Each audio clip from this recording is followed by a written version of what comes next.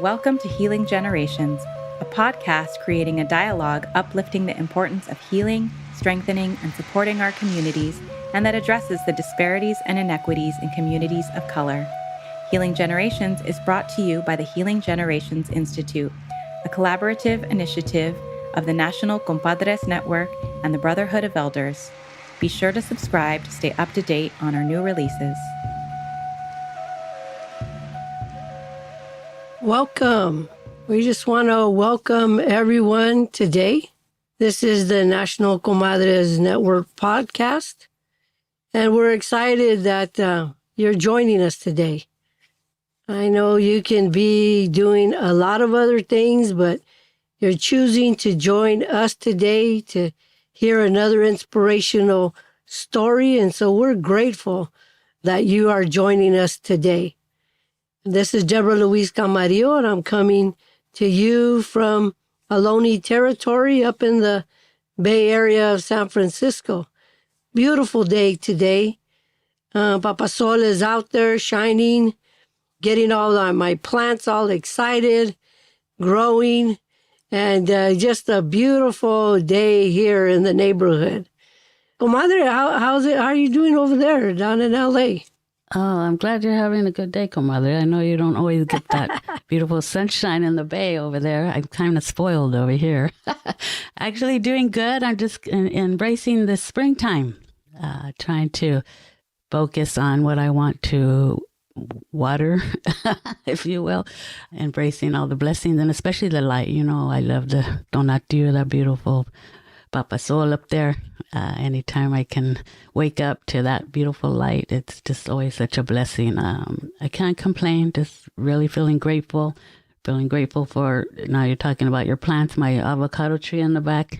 It's just getting ready to bloom. Those avocados are coming. Looking forward to that guacamole.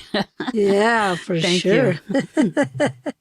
For sure. I know. It's pretty beautiful. We had some really strong winds and it kind of cleared everything out, you know, so that that movement happened, so that the sun and the plants and, you know, the little birds can just enjoy. I got some new birds coming through that I haven't seen these birds before, and I was sharing with you the other day, and so just welcoming them. They like the sage. They like my sage there, and just having a beautiful time watching them. But here we are, comadre. Again. And it's a wonderful time. Time just flying so fast. I mean, we're in 2026, almost coming to the halfway mark before we go to 27. I mean, it's unbelievable how time is flying so fast. And given the current situations, you know, you feel the urgency to do some things, right? And contending with what's up. But I'm excited. Today we have somebody with us that is right in the mix of it all, doing some amazing work here on the West Coast, and even in a place that has been hit hard. But we just want to have to share her story with all you that are listening. And let me tell you, you're not here accidentally. You're brought here because you need to hear the story. And I guarantee you that the words that will be shared here today is going to impact you. So with that, comadre, let me turn it over to you, and let's introduce our guest and get this show on the road. Yes. Thank you, comadre. Appreciate it. So honored today to be here with our comadre. She is Sadie Figueroa, a proud daughter of Christine Taylor and Fred Feibel. Sadie has spent most of her life in Oregon, with short periods in California, the Central Valley, as well as the Bay Area, and Guadalajara, San Juan, and Kingston. Sadie's mother, Christine, raised Sadie on the values of family, hard work, and justice. Christine embodied what it means to be an activist for peace and for human dignity, starting at home, but also in one's own community and the world as well.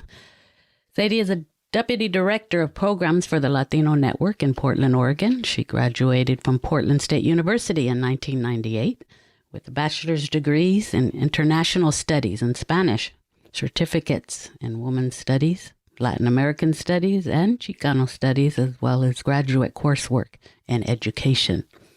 Sadie started her career with children and soon became a mother herself. It was these two paths that filled her life with meaning and purpose and deepened her resolve to work towards a more just future for all of the children. Sadie brings 25 years of experience building community-driven solutions to complex challenges and has been very instrumental in developing and securing critical policies and advance racial justice at the state and local levels as well. Throughout her career, Sadie's work has centered on social justice in many areas of youth development, from kindergarten through 12th grade education, juvenile justice, and immigration, continuing to support immigrant families in protecting their children as well. Sadie's work is inspired by the examples set by her very own mother, Christine, a lifelong activist who instilled in her a fierce love for justice. With that example, along with Sadie's own lived experience as a mother and her deep connection to Portland's grassroots community, she continues to fuel her dedication to advancing justice for all the future generations to come. Welcome, Sadie. Such an honor for you to be here with us. We've been waiting for a long time. So excited to see you. Really excited to hear more about your story, the different facets of the medicine that you carry, and all the work that you do. So I'll pass palabra to you, and maybe you can share a little about your story, who you are, who you're connected to, your passion for what you do, or whatever comes out of your big, enormous corazón. Thank you, Maestra Susie, Maestra Deborah. I'm so incredibly honored and grateful to be with both of you today. I admire you both so much in your work, in your teachings, and it's odd to hear myself described. And so thank you for that beautiful introduction. I think what I certainly can start with is just, again, the appreciation for my mom and the way that she raised me and modeled for me what it means to be a mother, really to be a mother in the most radical way. And really taught me, what I can really only describe as radical motherhood. And I think that's what is sort of the grounding for me, and has been sort of a through line in my life. She raised me and my brother on her own and created a world for us that was full of, play and joy and laughter and love. And at the same time, watching her example of pursuing her own dreams, putting herself through school, staying involved in the community, organizing, leading marches, joining, with other folks to stand up for justice, to stand up for human dignity.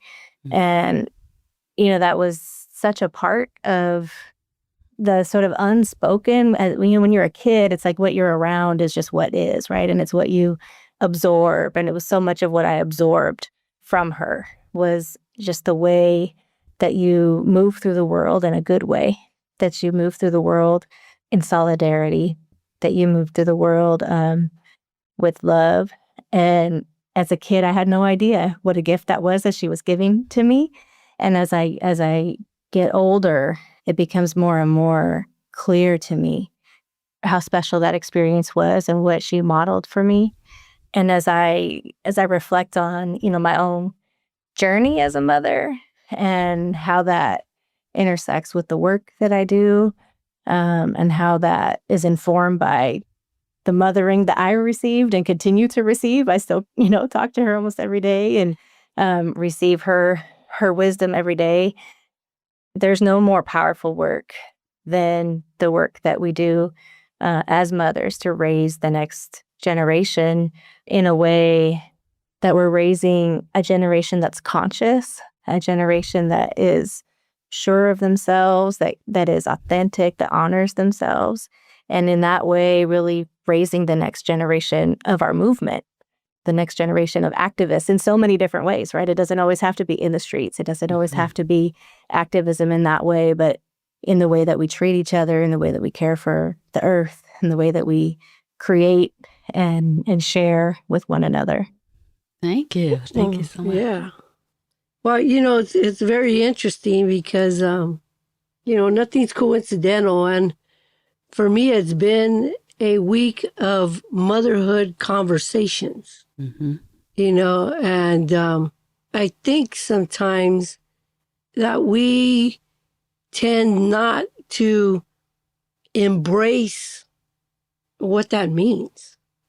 I mean, that is so full. That is so vast.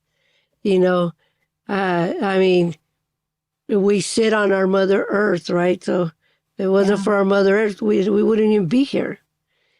And sometimes I think we could get short-sighted of what motherhood is, and we limit it to, oh, did you have a child or not? Did you birth a child or not?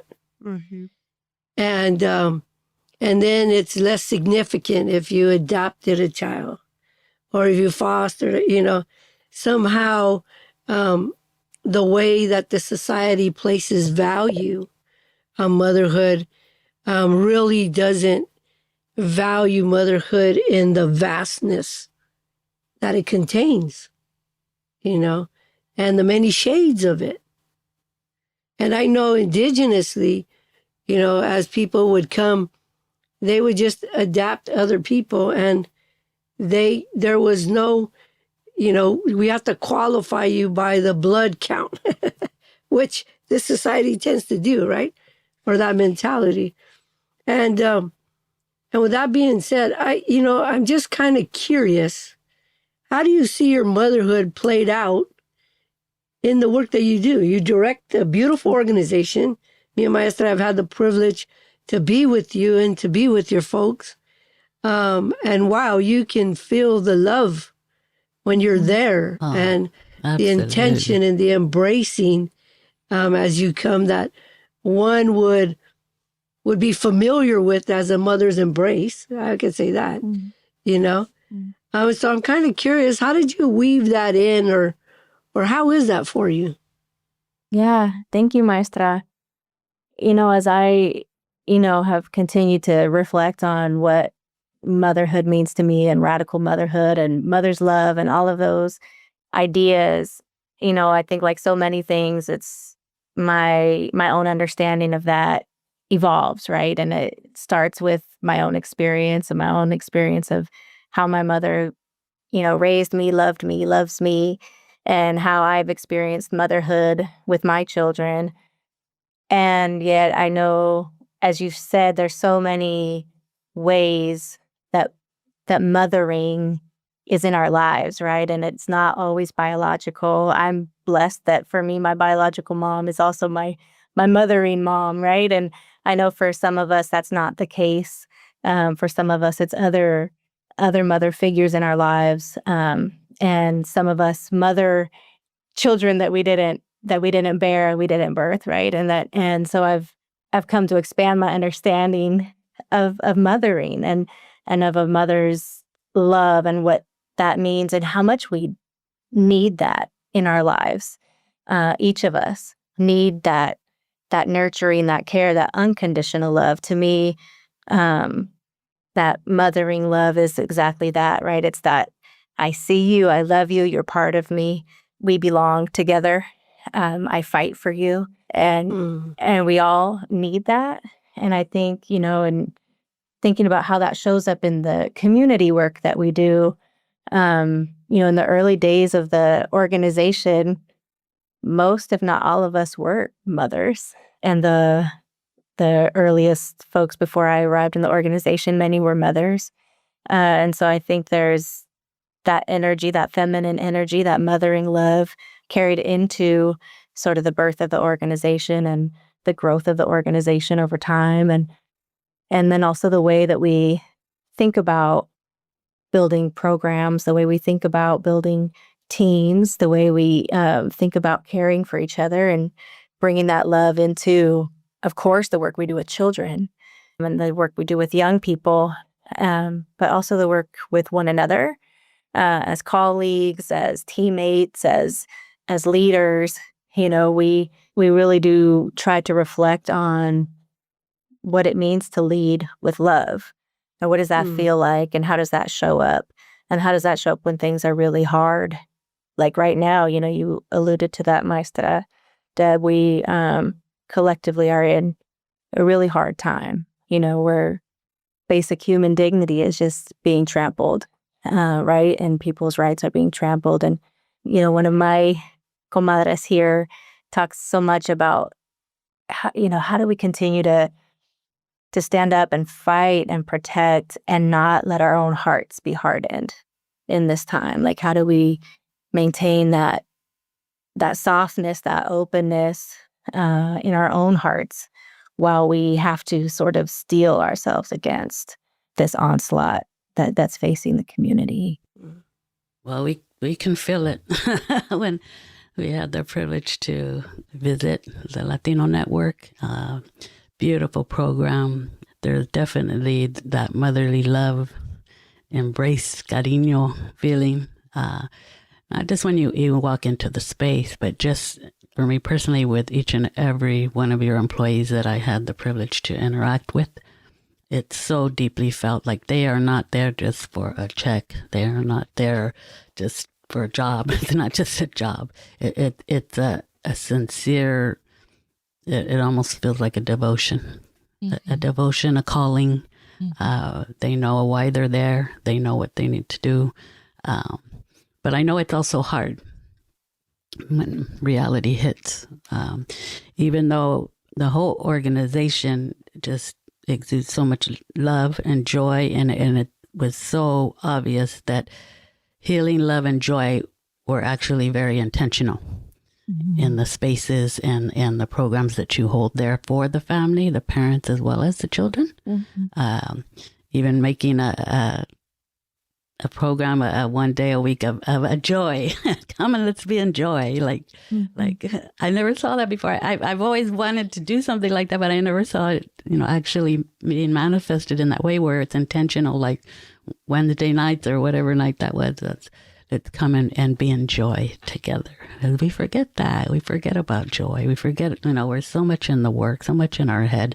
We forget about, we're here to experience life and enjoy each other, enjoy our children, and take time for ourselves. So it's so important.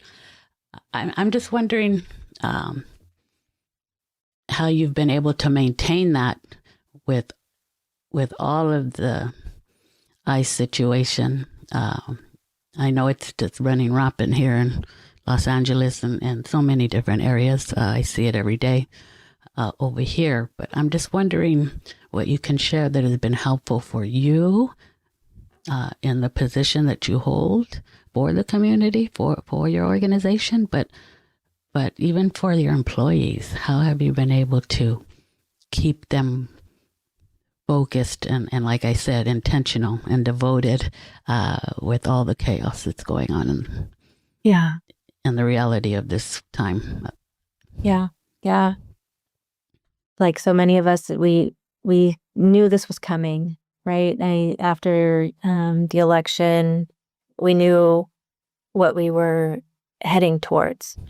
And as an organization, we pulled together between election and inauguration. Well, in fact, we've been planning prior to the election, doing scenario planning. But between election and inauguration, really pulled together to develop and fine-tune our strategy for community defense, for keeping our organization safe, keeping our employees safe, keeping our community safe as much as we possibly could, and building on the tools we had built, in the first time around, and strengthening those tools, strengthening our partnerships and our collaborations and our rapid response teams and all of that side of the community defense work and the legal defense work that we knew was coming. We also recognize that joy is an important part of any movement. It has been from the beginning of time, and that we had to be just as intentional about planning ways to create joy and create space for grieving, create space for healing, and also just space for straight up fun together. And that we needed to have that as clearly in our plan and also in our budget as the defensive work. And so that was part of our community defense strategy from the beginning, was to establish opportunities for us to come together in all different ways. Sometimes it's a dance class, sometimes it's a movie night, sometimes it's drum ceremony, sometimes it's artesanía, so we do crafts together. We have puzzles out that people can work on in their, brain breaks, just lots of different ways for people to engage. And, that became really, really hard in the fall, really, really hard in the fall when folks were sheltering in place and, people didn't want to take the risk to leave home to come to a dance class or to be together in community. And so, some of our teams had virtual movie nights where we would deliver popcorn and snacks, and everybody would stream, the Encanto at the same time and get on Zoom and laugh and cry together, right? And so we found ways to still be together and in connection with one another and in relationship with one another, doing things that were fun and uplifting and joyful, even amidst the hardest of the times. So beautiful. I'll never forget being in the next room next to a joy class and all the laughter and fun and just what's going on over there. I was just left such an impression on me. And I always, believe it or not, I refer back to that, hearing that laughter and that joy, just to remind myself, it's just so ingrained in me, that sound and just that feeling that they were experiencing. Even though I was in the next room, I could still feel it. It just emanated through the whole organization there. So I thank you all for bringing that joy to my heart. Thank you. Yeah, actually, we were preferring to be over there than in the training we were doing. It's like, right? Let's forget that and go over there. Absolutely. So we've been talking about the beauty, if I can say it that way, right? Amongst the difficulties that we faced, and as a director, so como mujer, right? So you're a woman director with all the responsibilities, and I understand that because I have been in ED for many years. I'm just curious about how has Sadie contended with those things, because I know, we're privy to some of the things that happened up there, and in this horrible time where, innocent people get caught up in the mix, the raids happen, the deportations happen, the violence happens, and you're the director having to make some tough decisions sometimes, and trying to keep, a semblance of togetherness, in the difficulty.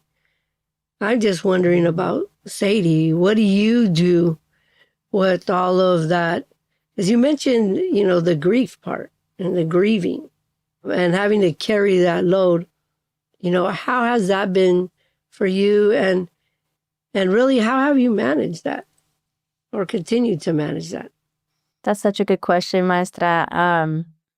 When things are hard and heavy, and that just feels like an understatement, it feels like there aren't words for the kind of cruelty that we've witnessed. And, we need each other in those times. And so for me, you asked me, how does Sadie get through? I turn to my people, right? My closest friends, my family, my trusted coworkers here. And sometimes I don't know. Sometimes I don't know, right? I don't feel prepared. And I think that is when we lean on each other, right? For discernment. We lean on each other for is this correct? Is this the correct decision?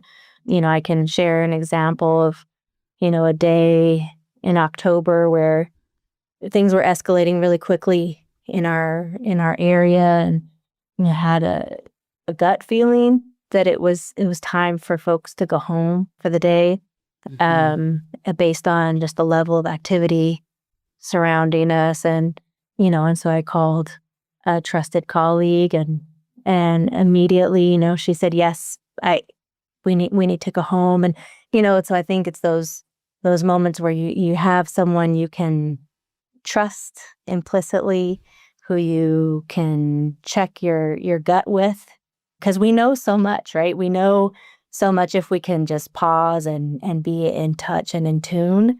Sometimes our head starts to spin, right? Our head starts to spin, but we have to pause and get grounded and get in touch with what we know in the rest of us, in our bodies, what we know in our spirit, and be able to have that kind of touch point. So for me, that's been really important, to have that touch point in those critical decision-making moments, in terms of, how do we stay whole? How do we, as people, as leaders, how do we also stay well? I think for me, what's been really, really important is my family, my children, my pareja, my mom, just being able to also be present, and be in gratitude for all the gifts that we do have, and for the love that surrounds us. That's not always easy to be present. I definitely struggled with that this year, but really making an effort to turn everything off for a little while, turn off the ringers, turn off the notifications, close the laptop, and, be present. The other thing that's really been helpful for me is being in nature, being able to just step outside, be near water, be near trees, and just be reminded of the vastness and the beauty of this earth that we get to walk on.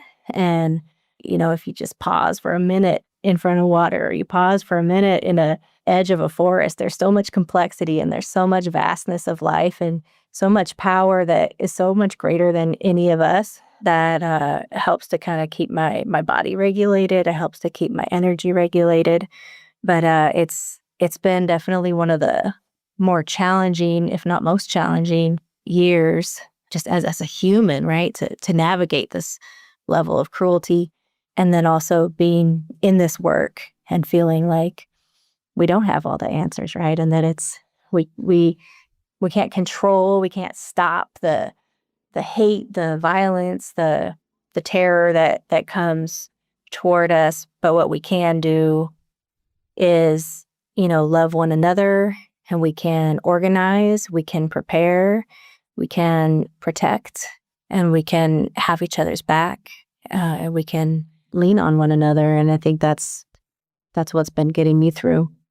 Yeah, I think that's such an important part, right? Because, I know that it's really easy, especially when you see leaders, right? And you just see them leading, and it looks all great. But the times where, you're alone, and the times of support, when there isn't, what you talked about, that time to pause and the time to replenish, because at this time I have seen a lot of burnout as well. And people just leaving, and even more critical situations, because of the weight, right? And so I appreciate your honesty and transparency around that, because there has to be that part implemented in there as well, because no one can carry all the weight, right? And I love the part where you're saying, no, we're carrying this together, because we need each other, So thank you for sharing that and bringing that such an important part out as well. Yes, comadre, and we need to be reminded, starting with myself. We go in and out of that. The waters get choppy, and then we have to come back to the calm. quit going against the current there. Try to go with the flow. As this ICE situation continues across the nation and let's face it, take the law aspect of it out.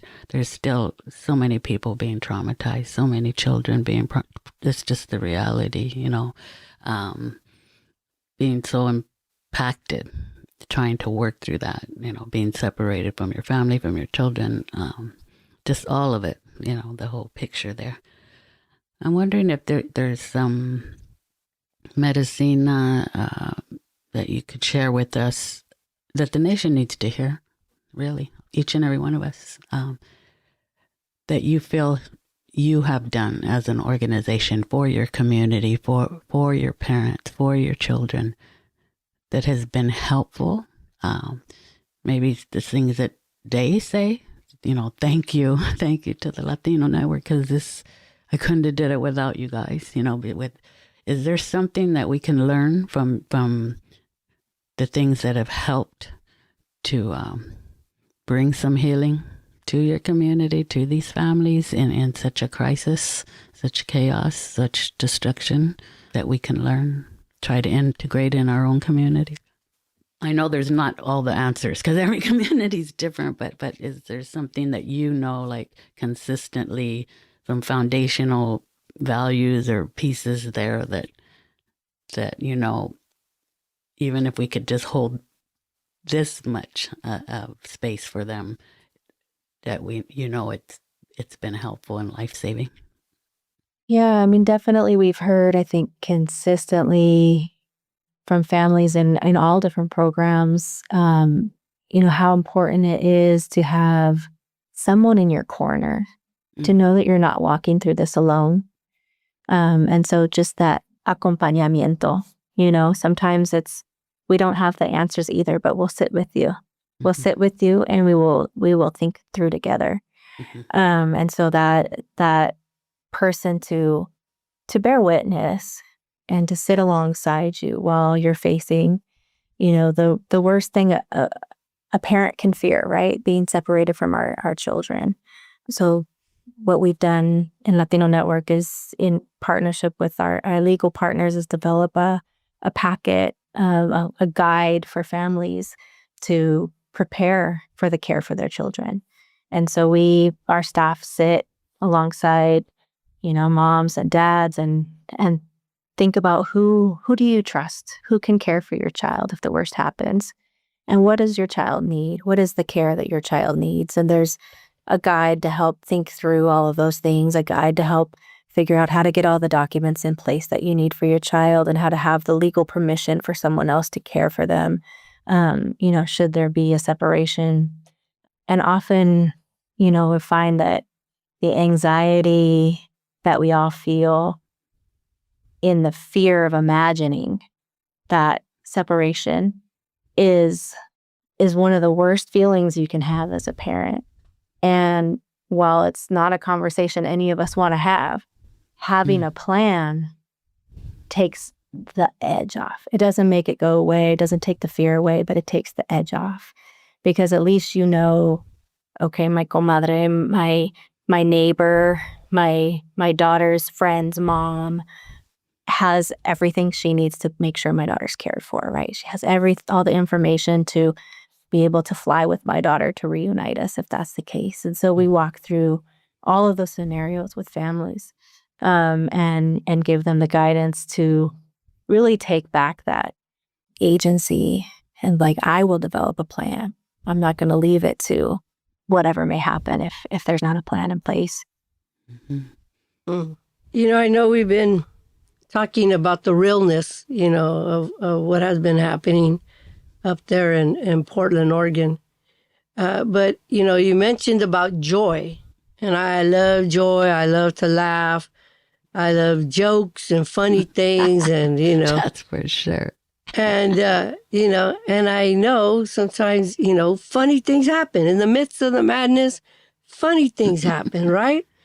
And I want you to think about that. But I remember a time where we went to go help a organization in Mexico, and right here across the border in Tijuana, and we didn't have much money, and it was a youth kind of orphanage situation. And we just had hearts that wanted to serve, and so sometimes that's the best equation, right? So we were going down and we're like, gosh, what are we going to do? We didn't have that much money. And as we were going on the way, a truck, its axle broke and it had a whole load of lettuce that went all over the street, the road right there. And so we parked because they didn't know, what to do. They were going to throw it away. We started picking all kinds of lettuce, throwing it in the van and going, woo, at least we're bringing some food, right? We didn't have money, but we're bringing lettuce. And then we just all started laughing because in a way, the Creator gave us some food to take that would have been thrown away. And just marveling at the way things happen sometimes, right? Mm-hmm. And so I'm just wondering, can you think of a story, something that really brought joy, so unexpected, but just going like, you know what, if I would have thought of solving something, it wouldn't have been that way. Oh man, that's a great story. I'm sure there are tons of stories like that we've. I mean, if I were to sit and think, I'm trying to think. I don't have one that's that good, Maestra. But I'm sure you do. But I will say that it's not a funny or a joyful story, but it's it's an example of what I feel is divine timing, and I think it was for me, and in my journey and in my growth and learning, was the timing of your visit here in October and our Girasol training that we did together. It impacted me so much, and it was the week before things got real hard here. And when Jimena said, oh, the National Comadres Network is going to be here again, you got to come this time. And I've been wanting to come to the workshops every time you all are in town, and I've never made the time or carved out the time. And I said, 3 days, 3 days, 3 full days. I don't know if I can. And, and I was taking calls on the hotline when community was, experiencing, ICE presence. And it's like, I can't set that aside. And yet it was the most important 3 days of teachings and blessings and strengthening my own kind of spirit and my own resolve that I didn't know I needed, right, in the weeks that came right after that. And I learned so much in those 3 days. And then the being able to stay connected with you both and lean on you, through those really hard months, and continue to learn from you. And you each have shared so much of yourselves with me. I can think of 2 teachings. One, Maestra Susie, while you were here, talking to you over by the doorway, the little doorway, we were getting fresh air on a break. And, you shared something with me about the importance as a leader of not always putting on the good face, and that cara y corazón, and the importance of keeping it real. And, if I'm not feeling 100, I don't have to fake it. And then Maestra Deborah, in one of our conversations after you all had gone back, and you reminded me, to ask my ancestors for guidance, and you were praying for discernment. And, I reflected so much on both of those teachings from each of you in the days and weeks after that, and made some decisions for myself and my family around my own limits and hasta donde, right? Like where I can show up and how I can show up, and where I need to be also protecting my energy and also protecting my family. And I thank you both for that, for those teachings. I don't know how I would have moved through those next few months without that grounding and without those teachings. And so not as funny as lettuce on the highway, but definitely it was a gift I didn't know I needed at the time that I really needed it. What a beautiful confirmation on divine timing, and just a reminder to all of us, Creator and ancestors are never far away. They're very present, and Creator's timing is always perfect. Thank you. Divine timing, I so believe in that. As Maestra always says, you believe or you don't believe. And it's at these times when we get tested, I hear her words too. It's like, okay, you believe or you don't believe. But thank you for that confirmation. I'm receiving that for myself as well. And when you don't know what to do and we don't know the answers, to just take a moment and trust, Creators, ancestors are right here. You just, have to trust, come back to that trust. Before we close out, and I'm sure there's so many things you can share on so many different levels, but the teachings that stand out for you, and I know you shared a lot of them, but, in regards to healing generations and documenting all this medicine, for our mujeres and the world, I wonder if you could offer some advice that you'd like to share with others on their journey, wherever they may be, in regards to their own healing. What consejos would you like to offer that can help as they go forward, especially when we're in those points where we don't know what's going to happen? And it could be two different things. It could be what consejos and wisdom would you like to leave to the next generations as far as our children, but even going forward as our parents and as elders, that would be helpful for us to put away in our heart, to remember, to call on in these moments of unknowingness. Yeah, there's where to start. I think as I think about our young girls, our mujercitas that are growing up in this time, and what a confusing time. What a really confusing time. And thinking about those, those preteen years, those early teen years, it's a confusing time anyway. It's such a confusing time. And, and the world that we live in, I think what I would want to offer is that, so many times we talk about how, you're not defined by the worst thing you've ever done, right? Like that doesn't define you. It's not who you are. And also, you're not defined by the worst things that have happened to you. And like, I think when we talk about healing so much as women, that I struggle with a lot of the ways that it's talked about, because it's so much like responsibility on you as a woman, as a girl, as a young woman, to heal from these things that have happened to you, right? And it's like, that's not yours. I think what I want to say to the young girls and young women is that's not yours. If someone has hurt you, you've experienced trauma, that's not yours to carry. That's not yours to carry. And you're so much more than that. And it doesn't define you. And you have so much beauty to share with the world, so much light to share with the world, and that the world is so much bigger than what you can see right now. And to, find that woman in your life that can mother you. Find that woman in your life who can give you that unconditional mothering love, and see you and see all the light that you have to share with the world, so that you never dim that light for anyone. That's what I would like to say to our young girls.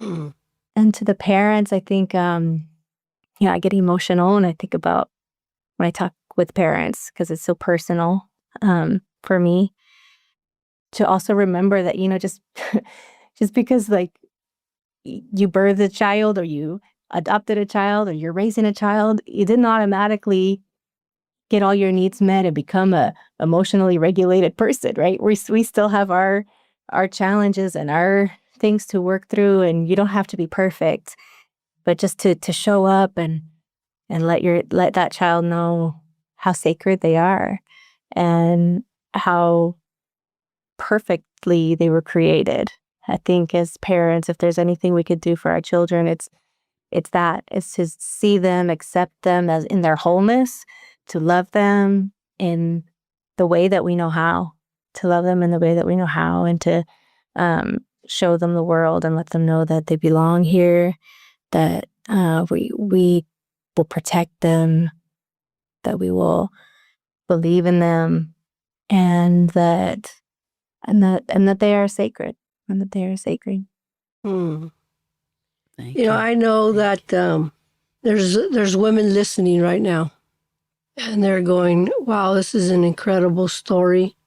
I'm not a parent. I didn't birth any children. Maybe my own experience of mothering or receiving mothering wasn't all that great. And I'm really not sure, how I even feel as a mujer in connection to mothering. What words would you have for those women? Thank you, Maestra. I feel like motherhood is so politicized, and there's so much judgment, right? Like either you're good because you are a mother, or if you are a mother, then you're, only a mother, or all these things. And if you're not a mother, then you're not this. And, all of us as mujeres, we have our path to walk, and we have our gifts to offer with the world. And some of the most credible and supportive women in my life, besides my own mom, a lot of the women who've been really supported me don't have children of their own, and they have their own power and their own feminine energy that they're able to share with the world in different ways. And so I think there's not one right way to be a woman. There's not one, being, whether we birth children or we don't birth children doesn't make us more of a mujer. I think what's important to me is, as women, that we really honor ourselves first, and that we love ourselves in that way. And, like I said, don't let anyone dim that light that we all have inside of us, and that it can show up in all kinds of ways. And every single one of those ways is beautiful, and we need all of it. And, one of the things I learned from both of my parents as well is each of them in their own way, really rejected like what society tells you you're supposed to be, and really just created their own path and their own identity and their own who they are. And there's a real power in that. There's a real power and beauty in that being our true authentic selves, and what that allows us to share with the world. And so I think for all mujeres is, there's no one way to be. There's no one path you have to follow, and to be loud, like let yourself out. Let the world see you and experience you and feel what you have to offer. Love it. Really love Powerful. Thank you for the reminder. My ears are cringing when you said to take care of yourself first. That's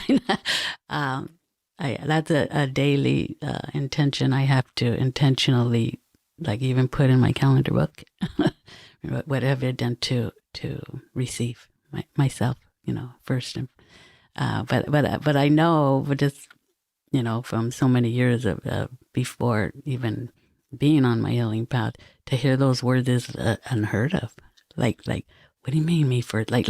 No, I have to be there for everybody else. Like, don't be selfish. It feels like a selfish thing to even let absorb about thinking about yourself first. Yeah. But it's so true. And the more I'm learning, the more I can do that, the more I have to share and offer to others. Yeah, so as we wrap this up, any last words you would like to offer for all those that are listening in this time? It feels like so much pressure, last words, right? Like it's got to be something really deep. No. But no, I think, what can I say in these times that we're in? Just the more now than ever, like, hold your people close, hug your loved ones, your pets, your imaginary friends, whoever you are close to, hold them close and tell them you love them, and take it in when they tell you they love you. And that is that is truly what we have. What we have is our love for each other. And what we have is our commitment to each other to stand up and fight, but to fight with love and to fight with respect, with dignity, and to walk together side by side, to walk together in a good way through this time. The only way past it is through it. Beautiful. Well, you heard it here. I told you that you would not be disappointed. I know I'm taking so many of the gems that were shared by Sadie in this podcast. And I know you, as you're hearing this, I know that it's reaching your hearts as well. I think as mujeres, sometimes we think we have to be perfect and we have to be everything to everybody. But the reality is that being, I loved what Sadie said, share yourself out loud. Come to that part with yourself, that relationship with yourself. And if you're struggling today, reach out. There's a woman close to you somewhere. Connect with her. Because in that, when mujeres come together, there's strength in that. And just ending this show, I want to come back to motherhood and saying, listen, as women, we have a creative gift within us, that medicine, that intuition, that ability to carry 7 shopping bags and a child at your hip as well. You know, the creativity to get out of different, circumstances that might come your way. We have an ability, a very fluid ability to handle life. And we don't want you to forget that. There's strength in you. You, as a woman, carry very sacred medicine. And so in this podcast, if you haven't got the message, I want to be clear that you get the message, that you are sacred. You have a special purpose. You have a uniqueness within who it is that you are. And we just want to remind you and honor you through Sadie today in this podcast. So with that, thank you so much. Thank you for hearing and joining us at the National Comadres Network. This podcast is made possible through Healing Generations, and we are so glad that you joined us.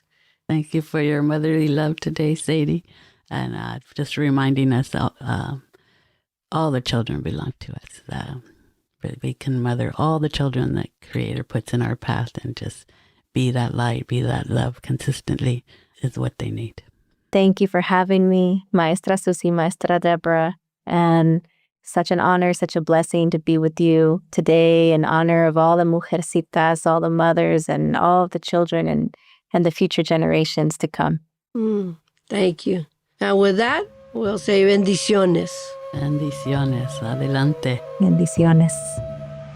For more information about Healing Generations and the Healing Generations Institute, visit nationalcompadresnetwork.org and be sure to subscribe to stay up to date with our new releases.